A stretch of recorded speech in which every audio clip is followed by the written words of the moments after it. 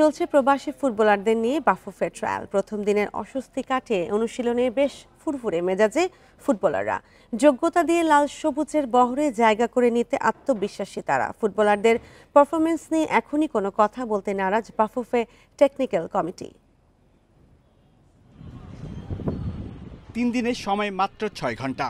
প্রথম 2 দিন ফুটবলারদের ব্যক্তিগত পারফরমেন্স, গতি, টেকনিক্যাল দক্ষতা পরখ করে দেখেছেন বাফুফের টেকনিক্যাল কমিটি। সোমবার শেষ দিন হবে ম্যাচ প্র্যাকটিস, তারপর চূড়ান্ত ফলাফল। এখনই ফুটবলারদের পারফরমেন্স নিয়ে কোনো মন্তব্য করতে নারাজ জাতীয় দলের হেড কোচ সহ অন্যান্যরা। এটা তো এখন too soon to say anything. Okay ভাই, কালকের ম্যাচের সম্পর্কে বলেন কিভাবে কালকে ম্যাচ যেভাবে হয়।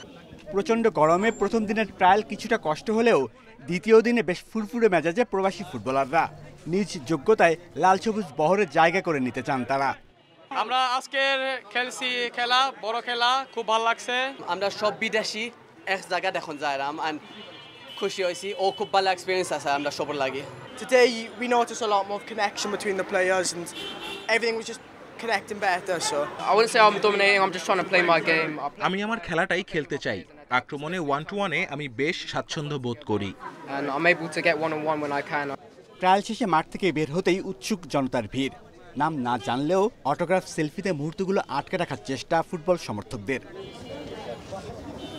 Shamim Ahmed, independent news, Dhaka.